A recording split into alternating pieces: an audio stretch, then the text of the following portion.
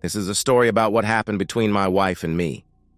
I am going to give you a little background to help you better understand what and why I did what I did. My name is Albert Bell, Al to my friends. I graduated high school and started looking for work. I was not a very good student. I hated studying, so college was not in my future. While job hunting, I happened to pass the Marine Corps recruiting station. Everywhere I applied for a job wanted experienced people. My thoughts were that the Marines would give me the experience I needed, so I walked in. 2 hours later, I had a bus ticket to Paris Island, SC. 4 years later, I was back looking for a job. I found out that very few companies needed a former Marine corporal who was an expert with an M16 rifle and could direct fire onto a target from a 105mm howitzer. I was hired by a construction company as a laborer. One night I was eating supper at a crowded restaurant when this nice-looking girl asked if she could sit at my table. We started talking and I found out she was my age, had graduated college with a BBA degree, and was working in the purchasing department for a large manufacturing company. She was cute, not beautiful, but nice. She looked the part of an executive. I'm a construction worker. This girl is above my pay grade, understand? But one thing led to another, and before we parted company, I had a date for Friday night. I am not going to bore you with the details of our courtship, but I will tell you that neither of us were virgins, and before long I was waking up in her bed. About a year later, we were married. Let's talk about Sue. Sue is smart. Why she went out with me is still a mystery, but we had a lot in common. That is other than our work. We both loved going to movies and critiquing them afterward. The same with books we read. We loved going to the beach and planned several vacations to different beaches. We both think it was on one of those trips that she became pregnant. Instead of that being a joyous thing for her, it became a sticking point in our marriage. She was moving up in her company and really did not have time for a kid, her exact words. She worked up until 2 weeks before the baby was born. Then, she was back at work before the baby was a month old. I quit my job and became a stay-at-home dad. I also had a vasectomy. Please try to understand, that was part of the deal. She wanted to have an abortion. I was against it. So, the deal was she would have the baby, I would take care of it, and we would only have one kid. About 6 months after my baby boy was born, Sue's boss at work dropped dead of a heart attack in his office. Sue was made the acting purchasing agent until another one could be found. Now, I must explain something here. This was at a time in history when companies were trying to show how they were in tune with the times. There were very few women executives and none at the company where she worked. Long story short, Sue was made the purchasing agent and given a seat on the board. Now, I am not saying she did not deserve it or could not handle the job. From everything I heard, she did a fine job. I was proud of her. She had the qualifications and was in the right place at the right time. Now she was making more than she and I put together before she had the baby. It may have gone to her head a little, just a little. She had to work a little more, and a couple of times the first year she had to go on business trips. I could not go with her because of my duties at home. No problem, I trusted her. The boy is 4 years old now, and everything is going well in our lives. Sue has really excelled and is a vital part of the company. Our lives are fantastic, in my opinion. We have bought a nice house in an upscale neighborhood. We both drive new cars, and we are saving money for a trip to Hawaii. I was at the drugstore picking up a prescription for the boy. He had a cold. When the young girl behind the druggist counter asked if I would like to pick up my wife's birth control prescription also, it was ready. That stunned me. Why would my wife be taking birth control? I have a vasectomy. I tried not to let my surprise show and said, sure. After receiving her pills, I looked at them and asked the girl, how long has she been taking these? They look different from the ones I remember. No, these are the same ones she has been taking since we began filling them 7 months ago. I must be mistaken. Have a good day, I replied. I left knowing my wife was cheating. I will not put up with a cheater, especially someone that I loved and trusted. I know she has been deceiving me for at least 7 months, probably longer. The babysitter was watching the boy, and I was supposed to be doing the weekly shopping after picking up his medicine, but I decided to forget about the shopping. I walked down the strip mall to a lawyer's office. After entering and explaining to a blonde woman that I wanted to talk to a lawyer about a divorce, I was shown into an office. This guy, Saul, is right out of a TV series. Sleazy is the work that comes to mind. I explained what I had discovered. After he asked where Sue worked and how much she made, he jumped up. I swear I could see dollar signs in his eyes. He would draw the papers up this afternoon. We could get her served tomorrow. At her work would be best. She would be responsible for everything: house notes, car notes, maintenance, even his legal fees. He grinned when he said that. I asked if I needed proof of her infidelity. Hell no, this is a no-fault state. I am going to include an order where she will have to vacate the premises. I don't want you two talking. She might try to convince you she has a reason for taking those pills. What about our baby? I asked. She'll get visiting rights. A couple times a month, maybe 2 weeks in the summer. We'll work all that out. Are you sure? I mean, she is the mother, I asked. What's good for the goose is good for the gander, he shouted. She is the sole earner in the household. If she tries to fight the divorce, we'll fight back, dirty. She knows what she is doing. We'll hire a private detective and find out who is her lover. Maybe one of the other company executives. I'm sure she doesn't want that made public. She might lose her job. But I thought this was a no-fault state. There is an exception for cheating. Just let me handle it. You go home and act normal. Tomorrow the shit will hit the fan. He asked for $500 to get started, and I wrote him a check.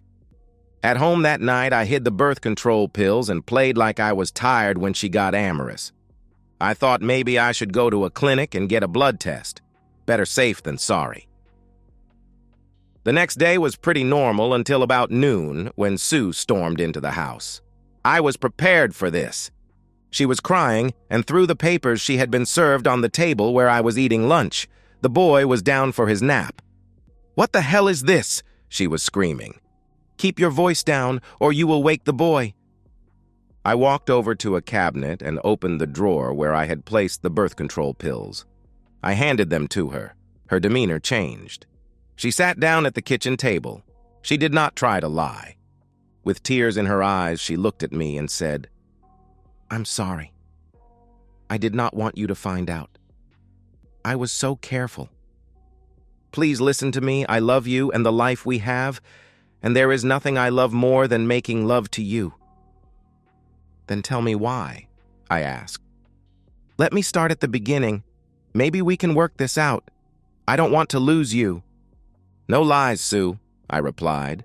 "I promise no lies. About 8 months ago, I had a lunch meeting, strictly business, with a supplier. A new salesman showed up explaining that the other man had retired.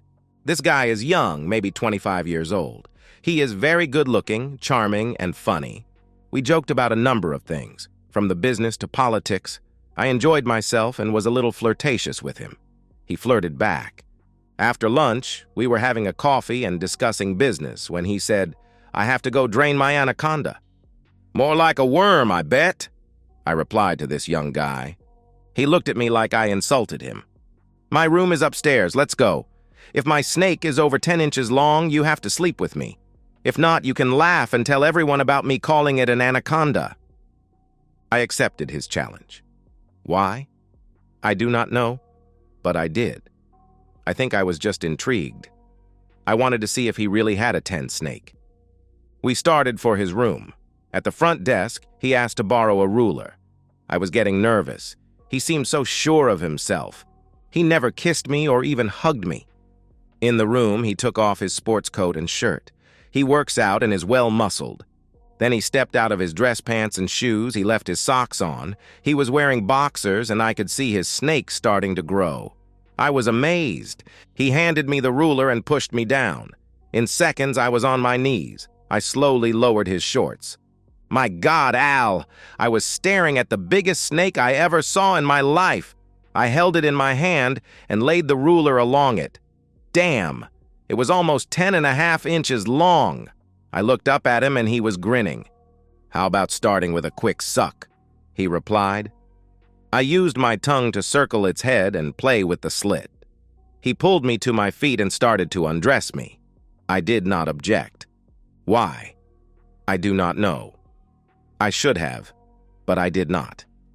It was when he finished with me that I realized he had not used any protection. Since your vasectomy, I never worried about getting pregnant.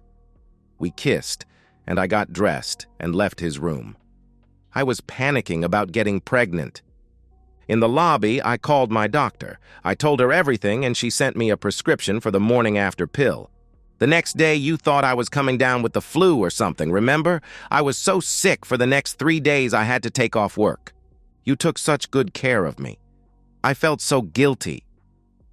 Then the next Monday, I went on birth control. I always paid cash and hid the pills on my desk at work. Why did I go on birth control, you are wondering? I can see it on your face. Because I knew I would see him again. I was hooked on that big snake of his, and I did. He lives in another city, so we get together only when he is in town, usually every 2 or 3 weeks. It is always at his hotel. The days we sleep, and sleeping is all it is, not making love.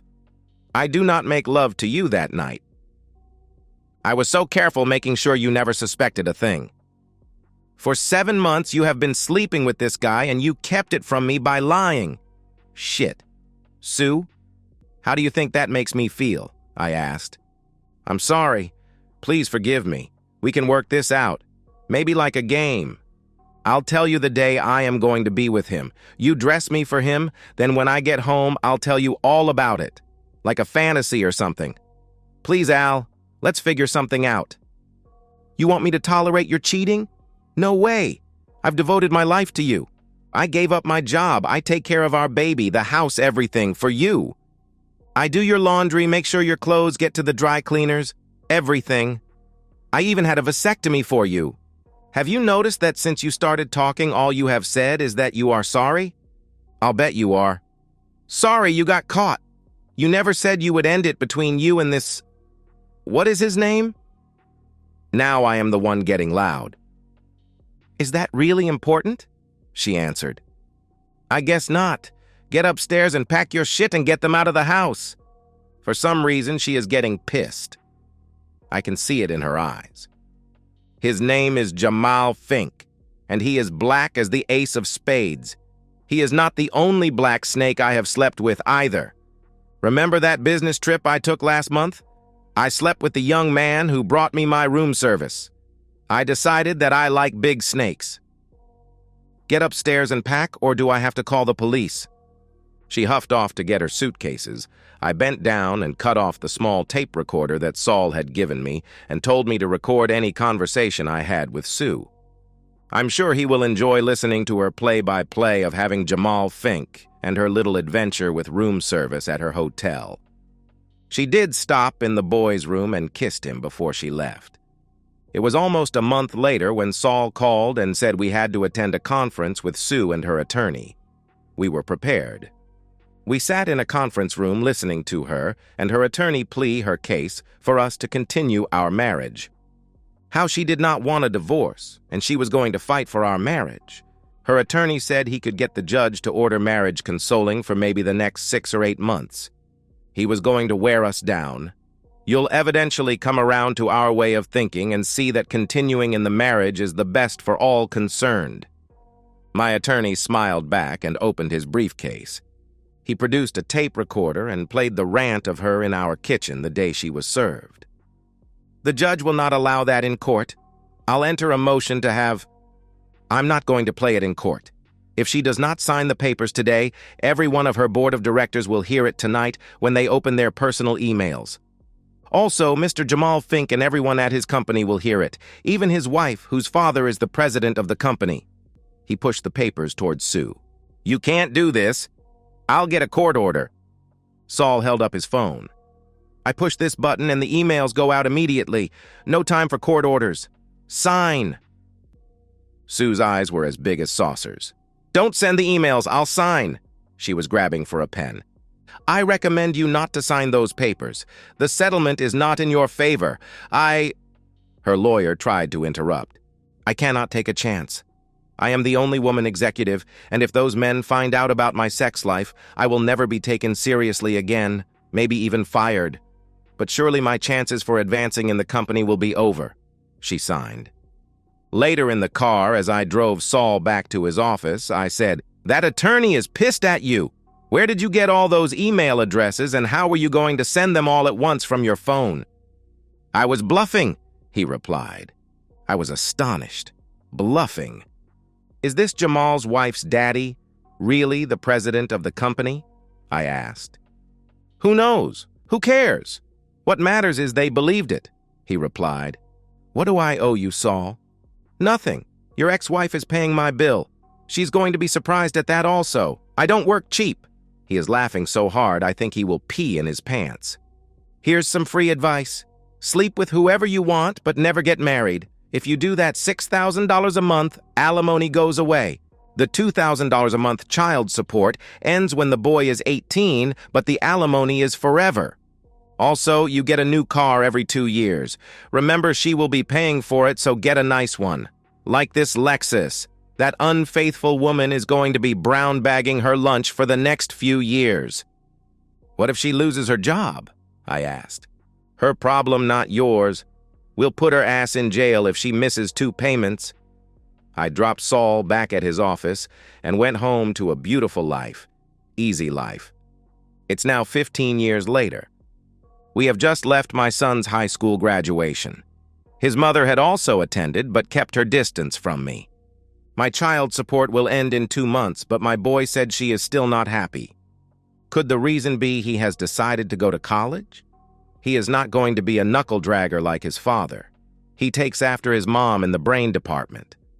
According to the divorce settlement, she will have to pay for everything, tuition, room, board, books, everything. God bless Saul. Me? I never remarried. Now don't think I became some type of monk. First, there was the boy's 19-year-old babysitter. That lasted about a year. Then came a bunch of single moms from where the boy went to grade school. Play dates had a totally different meaning for me. When the pillow talk turned to marriage, I ended the relationship. When my son started high school, there was that gym teacher. Talk about a hot body. At present, my boy and I are planning a graduation trip to Cancun. He is taking his girlfriend, and I am taking her older sister. What happened to Sue?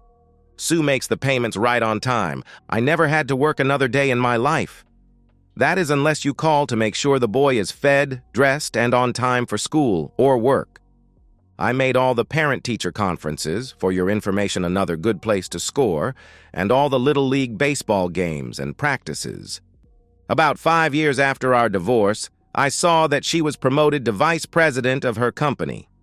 A year or so after that, she remarried. It lasted 2 years. Don't really know what happened with that marriage, no fault, remember? One strange thing did happen about the time of her divorce from husband number 2. A health department official came by the house wanting to know the last time I had sex with Sue. I told him it had been years since I had even seen her. He grinned and said I was lucky. I never asked. Sue can sleep with both teams during halftime at the Grambling, Florida A&M football game, and I would not give a shit. But those monthly alimony checks better be on time. And so, we've reached the end of today's story. Was it what you expected, or did it take a twist you didn't see coming? I'm curious to hear your thoughts. Share them in the comments below, and let's get a conversation going.